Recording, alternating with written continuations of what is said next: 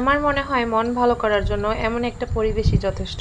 যার যতই মন খারাপ হোক না কেন, এত সুন্দর একটা মনোরম পরিবেশে গেলে কিন্তু অবশ্যই তার মনটা আলহামদুলিল্লাহ ভালো হয়ে যাবে। তো যাই হোক, আজকে অনেক দিন পরে একটা লং ভিডিও দিচ্ছি, আশা করি সবাই দেখবেন।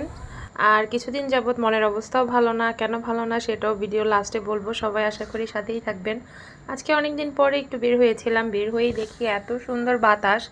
আর আমাদের বাড়ির পাশেই যেহেতু খাল আছে, তো ভাবলাম একটু খাল পাড়ে হাঁটতে যাই। আমি জানতাম না আসলে আজকের বিকেলটা এত সুন্দর, যদি বের না হতাম তাহলে বুঝতেই পারতাম না। এত বাতাস ছিল, দূরে দেখতে পাচ্ছেন ছেলেরা মেয়েরা খেলছে একসাথে।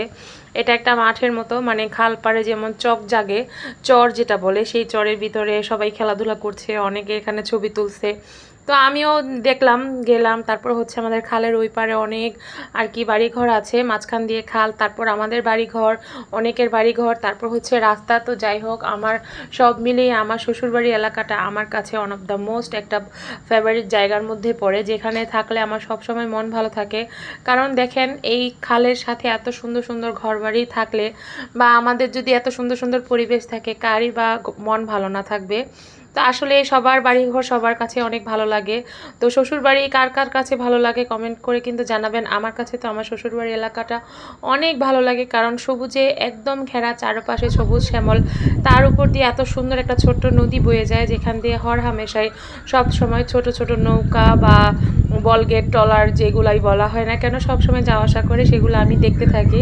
আমার কাছে এই জিনিসটা খুবই ভালো লাগে। আর পাখির আওয়াজ তো আছেই। আমি এখন দেখেন পাখির আওয়াজের মাধ্যমেই কিন্তু ভয়েসটা দিচ্ছি। এখন প্রায় সন্ধ্যা, এই সন্ধ্যার সময় ভয়েসটা দিচ্ছি। আর এটা হচ্ছে আমাদের ঈদগাহ মাঠ, সেই মাঠের উপরে একটা হচ্ছে কৃষ্ণচূড়া গাছ আছে, সেটা দেখতে তো আরও সুন্দর। তো যাই হোক, অনেক কথাই বলে ফেললাম, সব কিছুর ভিডিও শেষে এক কাপ চা নিয়ে বসলাম।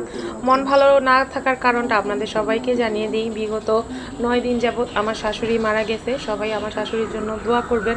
আমি কিন্তু আজকে 9-10 দিন যাবৎ কোনোভাবেই আর কি ফেসবুকে অ্যাক্টিভ হতে পারছিলাম না, আসলে মনের অবস্থাও খুব খারাপ।